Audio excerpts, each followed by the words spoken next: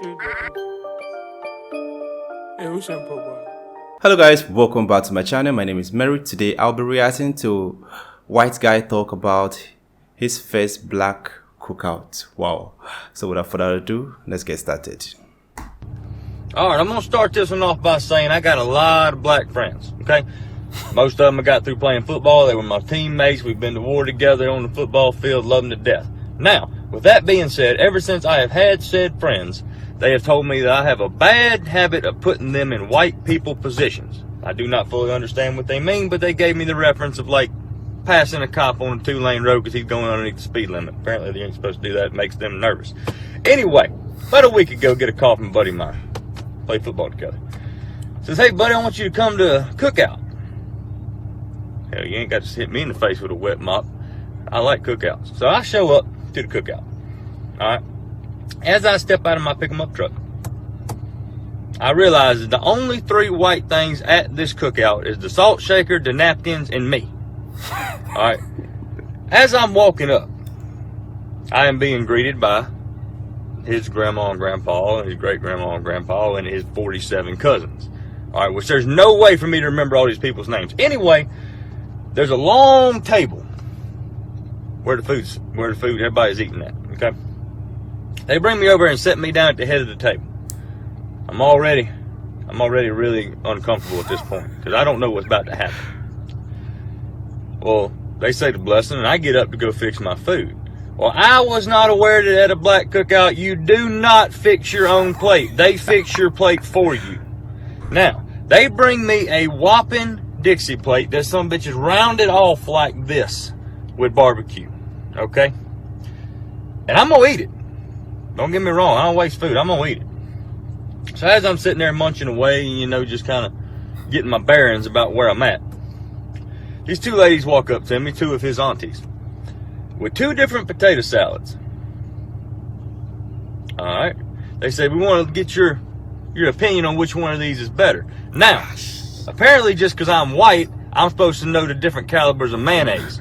Well, I ain't finna piss nobody off at this cookout, okay? So I ate both of them, and I told them that they were just so damn good, both of them, I couldn't pick one. Now, at this current time, I am almost in a food coma, because I've ate so much, because I didn't want to disrespect nobody's cooking there.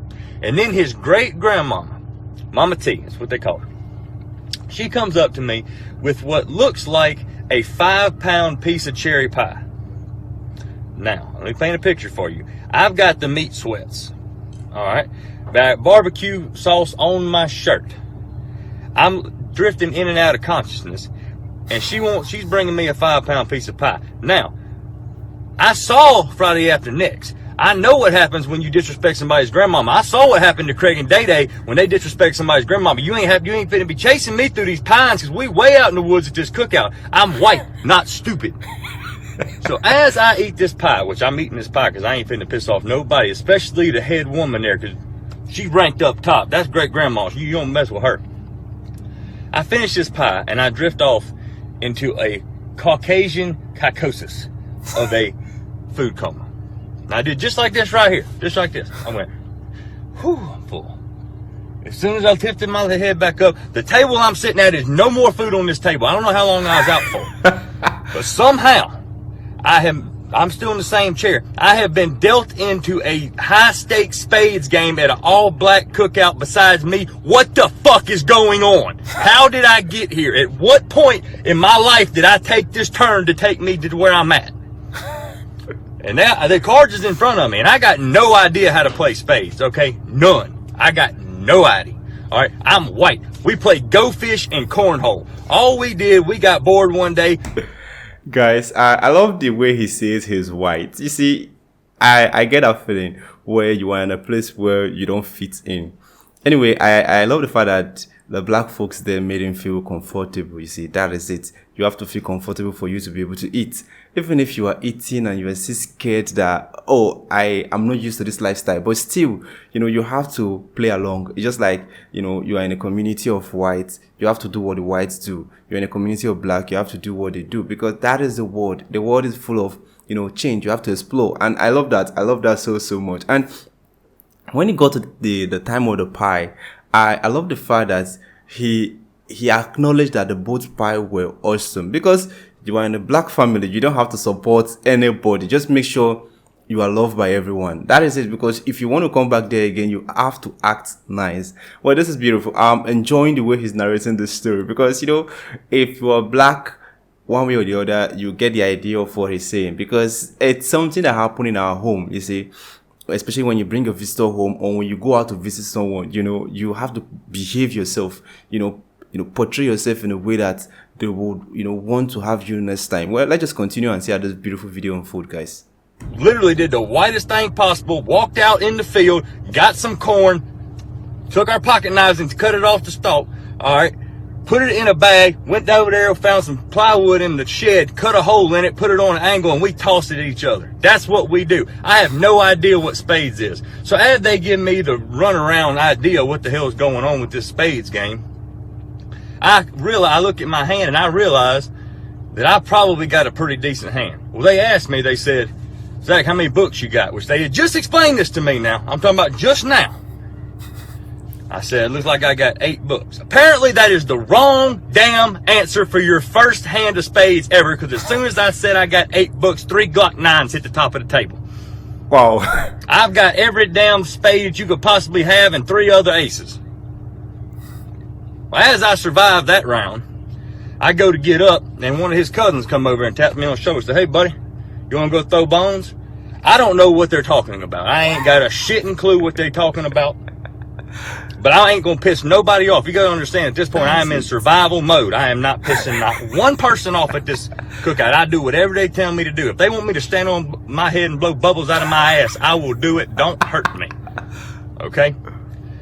Now, I did not know bones meant dice. I was leaning more toward dominoes, which I kind of knew how to play from the Elks Lodge. But apparently, bones means dice. I lost $36 so fast my fucking head was spinning. Okay? And apparently when they yell gator, that's just code word for white man loses, because they just took my money and I just put some more down until I ran out of money. Which is fine. Made it through that one too. Now, as I'm slowly trying to make my way back to my truck, I went over to thank Mama T. I thank my buddy. I thanked everybody on the way to my truck. And I've got my truck in my sights. I am zeroed in on my truck, trying to leave this place. Now, I get to my truck. I put my hand on my truck to go open it, and there's a sense of relief that comes over me. Like I didn't piss nobody off. Nothing went wrong. I went, whew, I made it. Finally. Now, as I open my door, I feel a tap on my shoulder. I turn around.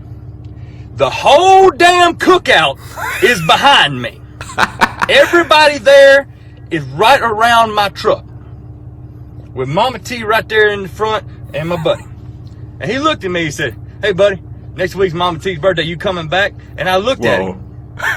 Why not? Bamboozled on what to say. And the only thing I could come up with was, you damn right I'm coming back, because that's the best damn barbecue I've ever had in my life. I don't know if you've ever been to All Black Cookout, but I'm going to tell you something. If you get the invitation, you better take that shit, because that is the best food you ever going to get, and the nicest damn people. I was scared shitless. I ain't going to lie. I'm a big guy. I was acting like a little bitch. I didn't know what was happening.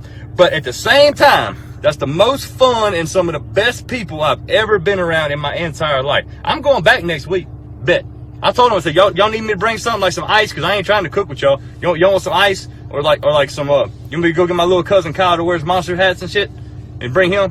So he'll feel at home. He got wife beaters and stuff. What y'all need? They told me I couldn't bring nothing but myself, me, and I. Which I will be there. I'm white, not stupid. I ain't pissing nobody off. Shit. I love that. You see, he's white, he's not stupid. Well, it's really, really fantastic. Especially, I remember back in my senior high days when we have this visiting day, different parents come over to see their children in school. They bring different kind of food. They'll ask you to go and call your friends, so they'll partake in the food. Yeah, it was all fun, you see. Even if the friend you are calling might not be familiar with the family, but as long as you are there, the trust is there, and they will want to eat simply because, they want to bond with the family. And I love this so much. I love the fact that he came prepared, with the mindset that, whatever happened, he's willing to take the risk. He's willing to be there with them. He's willing to bond, with the entire family. That's one thing I love about Black. They are so welcoming. I've noticed it so much. Yeah, I'm a Black guy, so obviously I know how it happens. When they see a foreigner or someone that don't belong, to their environment, they try to make you feel at home, so next time you want to come. That is it. I know we are all different. So many people have different mindset about this, but this is beautiful. I love the mindset he came with. I love the fact that he was able to bond with the family, even if at the end of the day he lost some money, but still he was able to connect with his friend and his families. So guys, this is so lovely. I don't know the name of the guy, but this video is extremely nice and beautiful. I want to check out more of his video. If you have any recommendation, let me know in the comment section. If this is the first time visiting my channel, click on the subscribe button. Thanks for watching and remember this.